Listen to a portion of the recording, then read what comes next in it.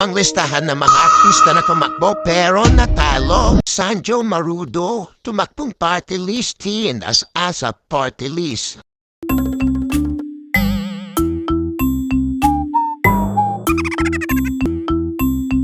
Ayun, likwakan din ang lolo mo. Tinakuha sa pagpapakyut ang mga botante. Parik muna sa TV, alam mo na yan, para sakali next time.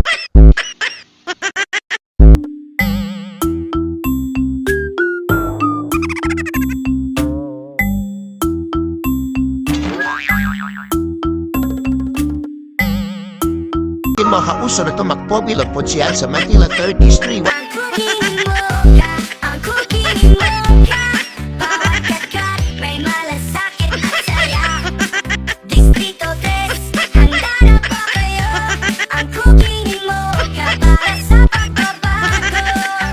Wala din siya sa top 6. Nako, o ba nakalimutan na ng mga tao at PDS itong si Mocha Aramina na tumakbo bilang konsehal ng Pasig City. Wala siya sa loob ng partido ni Vico Soto. At alam mo naman yung effect nun, di ba? Si Shamsi Supsu na tumakbo bilang konsehal sa Pasig City o kamaling partidohan ng sinalihan puwi dahil lahat ng konsehal sa partido ni Vico Soto ang nanalo. Wala ka doon. Kapuso actor Enzo Pineda na tumakbo bilang konsehal sa Quezon City 50th Street. Baka mas bet pa rin naman kapuso na makita sa TV. Marco Cumabaw na tumakbo bilang congressman sa Camarines Sur. Balance pala to, no? Lobo, taho po. Gusto ba rin do? Libre ini. Libre po. Oh. 4th District ang pogi, hindi nadala ng abs ang mga boto. Is really far behind a veteran politician. Pakpo din pala si Angelica de la Cruz bilang Vice Mayor sa Malabon. Natalo siya ng isang re-election. Aljur Apredica bilang konsehal sa Angeles City. Talo din. Bong Revilla na tumakbo bilang senador.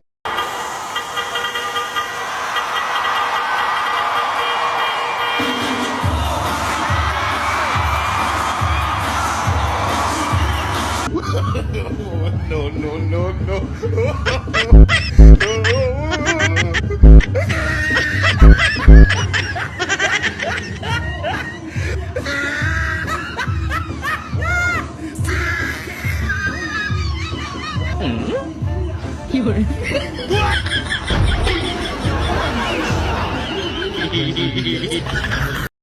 Naglag sa Magic 12. Mukhang ayaw ng pabudol ng mga Pinoy sa pabudol siya, no?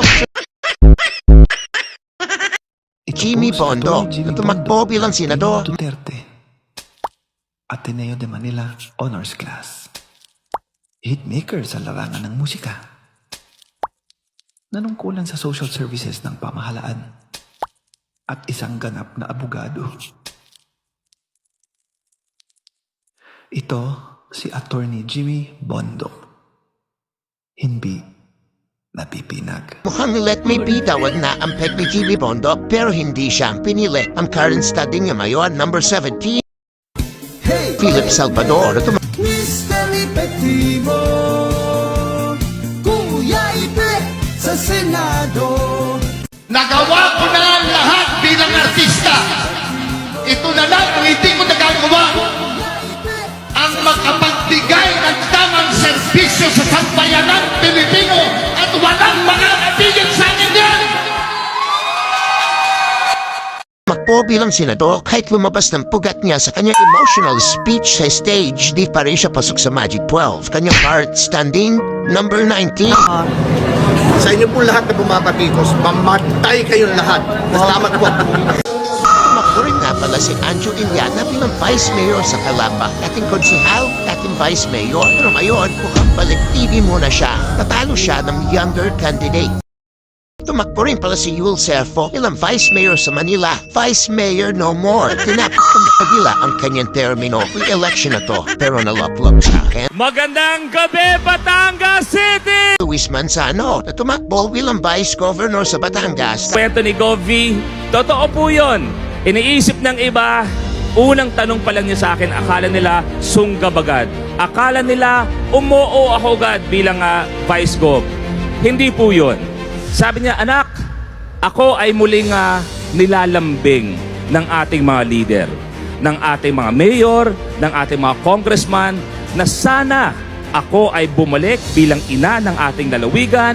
Sana mabalik sa ating Kapitolyo ang serbisyong may talino at puso.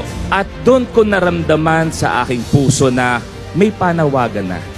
Hindi na to tungkol kay Govi, hindi na to tungkol sa akin lamang, hindi na to tungkol kay Sen Kong Sek, kundi tungkol na to sa buhay ng bawat Batanggenyo.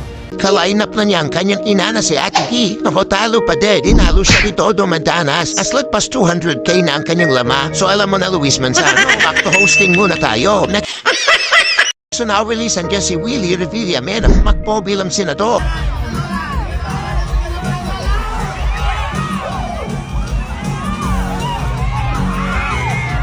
Number 20 tumayo si Kuya Will. Take note, mas marami pang koto si Heidi Mendoza at kursita sa kanya. Pinanonood kayo na siya diyan? Siya di ba pinanonood yung artista? Pandakitiri kayo na music? Siya di ba pinaringin nila? Entertainer? Bills are hundreds Ang of dami ng pages batas na long. ginawa eh. Nabago ba yung buhay na mahihirap? Pero yun po ang trabaho ng isang senador mas legislative. Para talaga. saan? Para sa bansa? Ang dami ng batas na ginawa. Eh ano ba ang trabaho natin? Di ba dapat gumawa ng mabuti sa kapwa? Kaya ka nga public servant eh. Oh. But yeah, that's Senate's main role. Legislative chamber siya. Oh, ba't So it's ano your job gagawin ko? to- Kaya gagawa ka ng batas para sa mahirap. Kasi ang dami ng batas. Ilang batas naman nagawa ng from the start ng mga senador. May nagagawa ba? Ano bang batas yan? Ang pinaka gusto kong batas na gawa, marami naman siguro. Ito nga sa senior. Alam mo, isa pang problema natin, yung mga teachers na bumabiyahe ng ilog. Yung kanilang mga eskwelahan na nakikita mo. Paulit-ulit na lang yan ganyan. Pag may bagyo, tanggal ang bubong. Tanggal ang ano. Bakit hindi tayo gumawa ng matibay na mga eskwela? So ano po ang solusyon doon? Kami bilang senador, ano po yung Hindi pa nga ipapile ako ninyo senador eh. na bill? Hindi ko siya kasakaling, kayo po ay Manelo. Ay, yun ang pag-uusapan. Huwag niyo ba na ako madaliin? Sandali ka. Kamapile ko lang eh. Huwag niyo ako Tapos pag tumatakbo na kami at pag gusto namin magservisyo, ayaw niyo. Di ba? That's a nonsense. I can't believe this, okay? Ay, nako. Nako, bigyan ng jacket yan.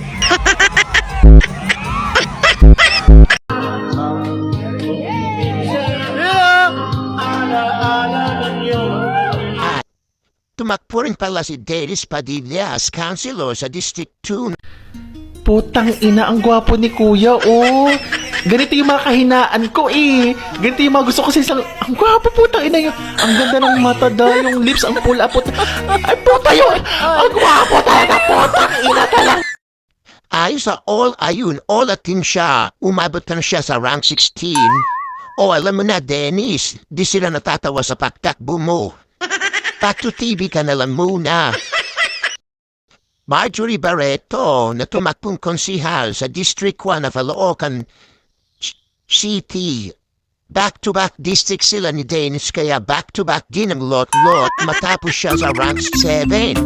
Sayang, konti na lang rank 6 na sana.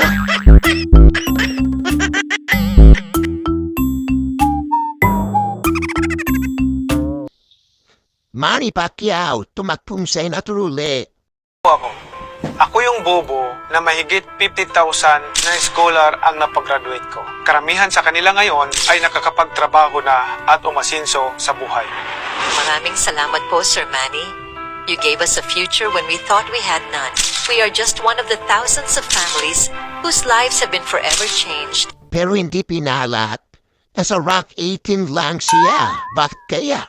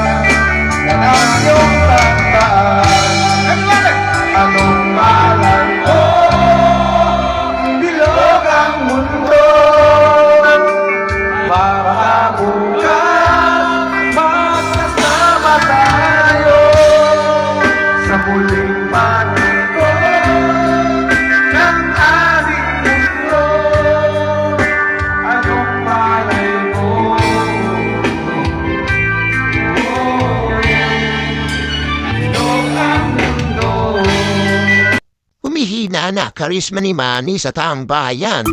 Kailangan yata bumarikuli siya sa ring. SP Samber Sosa, tumakbong mayor ng Manila. Magkano bigayan dito, kuya? Ha? 1,000. O yun, nananawagan ako, Comelec Commissioner. Nandito ang vote buying sa San Andres Sports Complex. Kami nandito mismo, kami ang witness. Yun ang problema. Kami nare-reklamo pero kasalukuyan may nangyayaring bigayan dito. So ito po mga kababayan ang tunay na may nangyayaring bigayan dito na 1,000. Pagpasensya nyo na, ayoko itong gawin.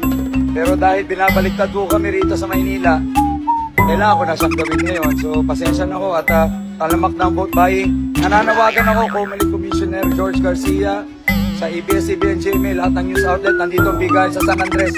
Magpuntahan po kayo rito at malinaw ang vote buying. Nakalak po yung gate, ayaw kong papasukin. Yun lang po, magpuntahan na ako kayo. Pero hindi kinaya si Yorme Ayun po siya sa third place. Kasunod lang ni Hani Lacuna. Better luck next time, SB. Diwata tumakbo as Patelis Bendos. Ano ba yung usap-usapan na lumaki na daw ang ulo mo at mayabang ka na ngayon? Hindi ka na daw namamansin kapag walang dalang regalo. Grabe. Kuya, mamaya na po tayo mag-picture. Okay lang po. Tayo, ha? Yung ata birthday ko ngayon, pabati naman yun. Lumipas din yan, kuya. Ano ba yan? Takot naman yung regalo.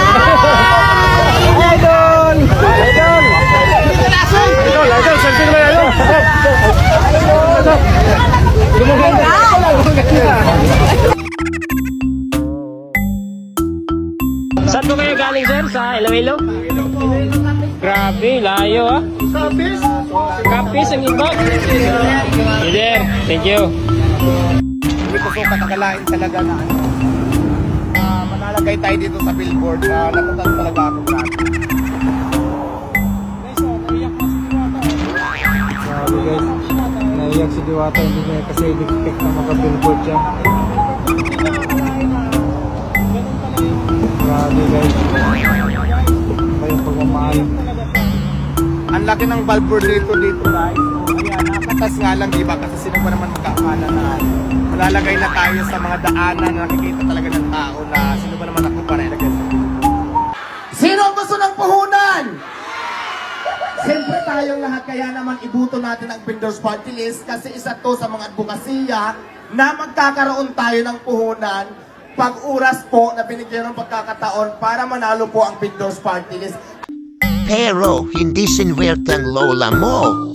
O alam mo na, Diwata. Focus ka na lang muna sa negosyo mo, parisan. Next time ka na lang magmaganda sa Congress.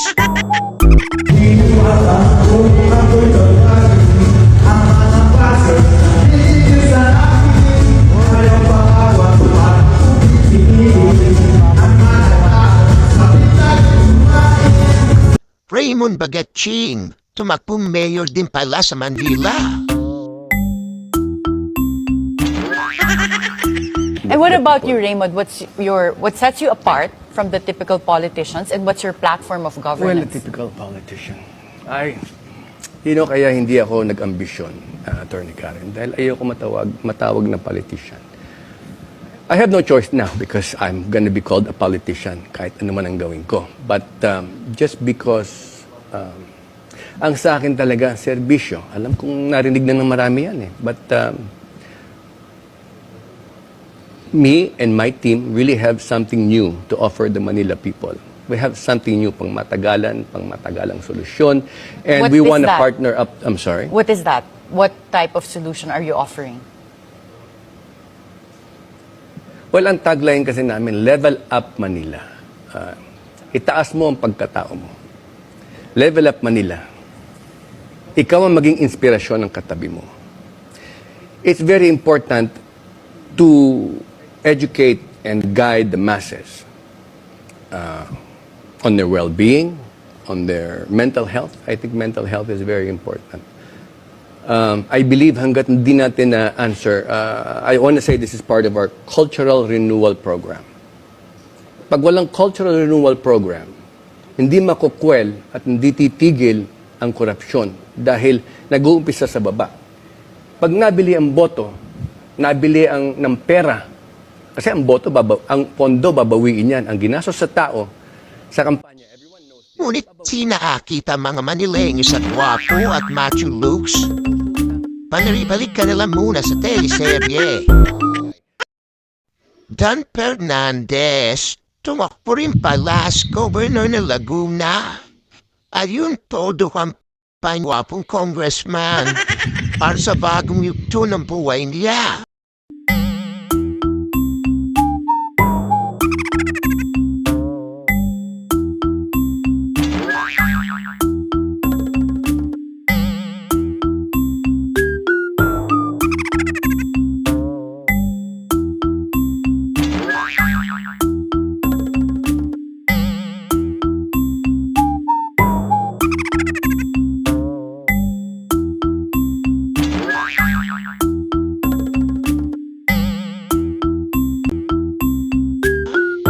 Pero hindi sinuwerte.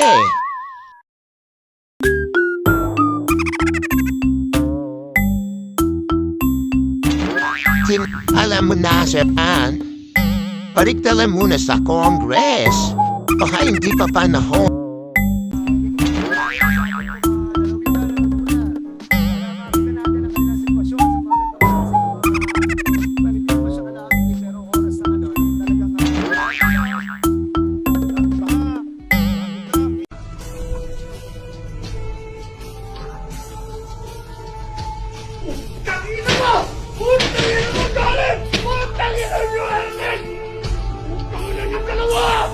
Can't walk.